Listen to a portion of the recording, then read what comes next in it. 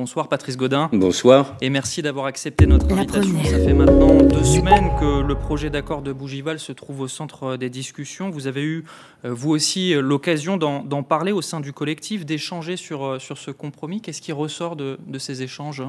Alors, ce qu'il faut dire, c'est que pour l'instant, le collectif n'a pas pu aller au-devant de la population, des gens auxquels, d'habitude, nous avons affaire pour essayer de recueillir leurs impressions, leurs sentiments sur cet accord. On a, jusqu'à maintenant, plutôt réfléchi entre nous. Il se trouve qu'on prépare les ateliers citoyens qui doivent faire la suite du travail qu'on a commencé l'année dernière. Et donc, dans ce cadre-là, on a bien entendu débattu et vu comment on pouvait prendre ça en compte pour ces ateliers-là.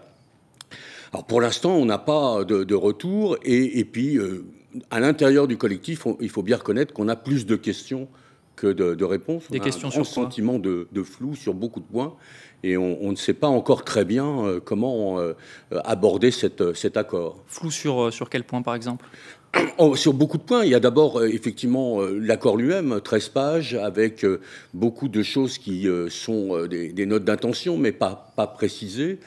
Que ça soit sur l'État, sur la nationalité, sur la place de la société civile, où il y a vraiment une portion congrue, que ça soit sur l'économie, où on voit bien qu'il y a des volontés de redresser financièrement le pays, mais où on se dit que l'économie, c'est pas seulement ça, c'est aussi l'éducation, de la santé, du développppement, et on se dit qu'un projet comme celui-là devrait nous donner quand même un certain nombre de pistes, des projets aussi sur quoi on va voter, puisqu'il est question de voter en février, mais sans la loi organique, sans la loi fondamentale, on se dit mais qu'est-ce qu'on valide réellement ?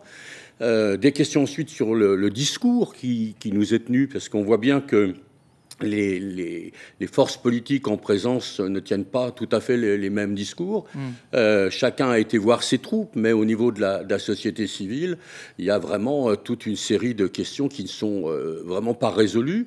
Et puis, bien sûr, des questions sur l'avenir, parce qu'on voit bien que, comme vous l'avez dit tout à l'heure, l'accord commence à être très sérieusement contesté. Et qu'est-ce qui va se passer après ? Nous, on se dit qu'il faut surtout éviter une dédramatisation. Quand il y a eu Deva qui a capoté, on s'est dit, prochain acte, il y aura des négociations. On espère que ça sera à peu près la même chose là. Vous faites référence au clivage qu'il peut y avoir en ce moment dans le camp indépendantiste entre l'UNI, qui est plutôt favorable au projet, le FLNKS, dont les premiers retours sont très critiques. Effectivement, on le disait, notamment du côté de l'UC. Il y a matière à s'inquiéter de cette situation, de ce clivage-là ?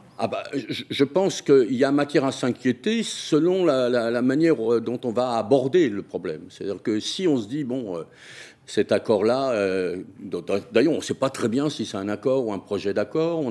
Là aussi, il y a pu avoir les deux sons de cloche. Hein. Oui, il y a les deux sons de cloche. Et puis, on nous dit en même temps, d'un côté, il faut renvoyer auprès de la population, faire de la pédagogie. De l'autre, on nous dit, mais en même temps, on ne peut pas en changer une virgule. Donc, tout ça inquiète déjà fortement.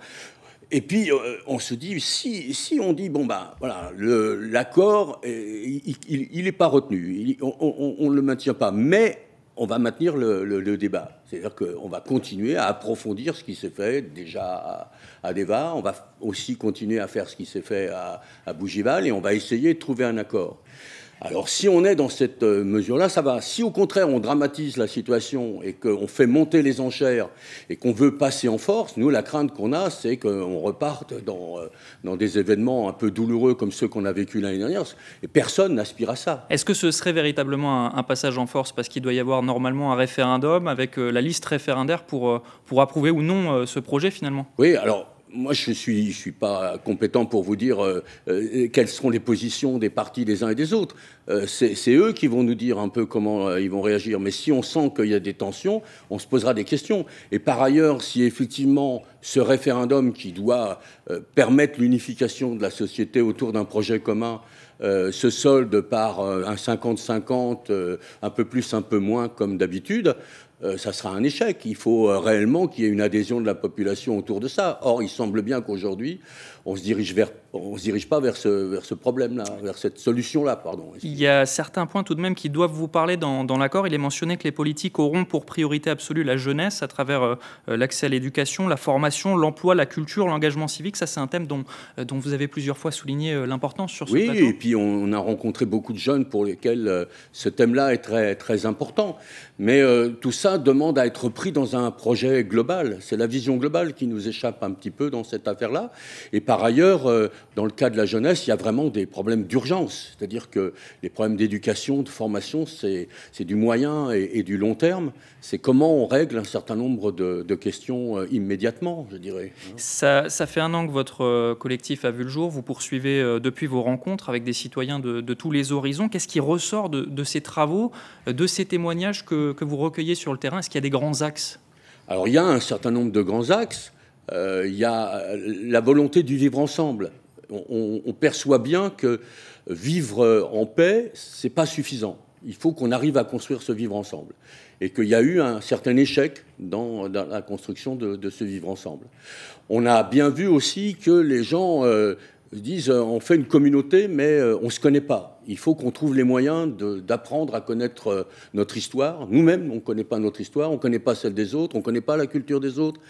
Il y a aussi une certaine méfiance par rapport au discours politique en disant on essaye de faire passer un certain nombre de messages et on n'est pas entendu. Donc, que ça soit du côté loyaliste ou que ça soit du côté indépendantiste, on voit bien que les gens ont un certain malaise vis-à-vis de ce qui se passe au niveau politique. Et nous-mêmes, on se pose un certain nombre de questions. Par exemple, est-ce qu'on va repousser encore éternellement les élections provinciales qui sont aujourd'hui vraiment une sorte de... on attend, quoi. On se dit... Ils doivent se tenir en principe l'année prochaine. Vous auriez préféré qu'elles se fassent avant? Nous, on n'a aucune préférence. En tant que collectif, on n'a pas là de message, nous, à diffuser. On essaye simplement de relayer, de comprendre ce que les gens disent et de relayer ce que dit la société civile avec l'espoir de pouvoir faire émerger une organisation de cette société civile. Mais nous, on n'est porteur d'aucun message personnellement. Mais on voit bien qu'il y a des interrogations sur ce fonctionnement démocratique qui repousse sans cesse les élections d'une année sur l'autre. Je crois savoir d'ailleurs que vous vous apprêtez à lancer d'autres ateliers. Vous le disiez tout à l'heure. Quelle forme est-ce que ça prendra et quelles seront cette fois les questions que vous irez poser aux citoyens? Alors, les questions, on a 4 piliers sur lesquels on travaille, qui sont les 4 piliers hérités de l'accord de Nouméa. C'est-à-dire communauté de destin, rééquilibrage économique, décolonisation et démocratie. Pour nous, ces 4 piliers ne sont pas des piliers séparés. En vérité, c'est 4 aspects d'un même problème, qui est celui de comment on peut vivre ensemble, comment on peut fabriquer réellement un vivre ensemble en Nouvelle-Calédonie. Et pour ça, on les a déclinés à partir de tous les propos qu'on a recueillis. On les a déclinés sous forme de 14 ateliers. Le premier atelier aura lieu probablement, donc si mes sources sont exactes, le 23 août prochain. Et puis ensuite, on va développer dans tout le pays des ateliers sur les 14 sujets. L'idée, c'est d'aller partout.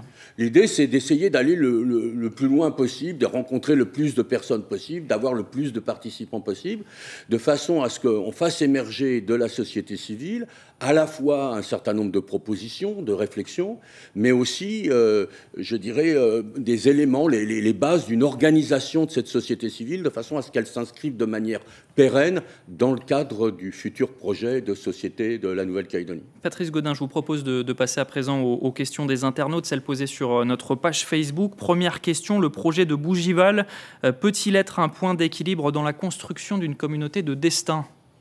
C'est pas à nous de répondre à cette question-là. C'est à la société civile qu'on va rencontrer de nous dire ce qu'elle en pense. Ce qu'on voit, c'est qu'au niveau politique, a priori, le point d'équilibre n'est pas encore trouvé et qu'il faut espérer qu'il y aura tous les débats nécessaires pour que la négociation ne s'arrête pas là.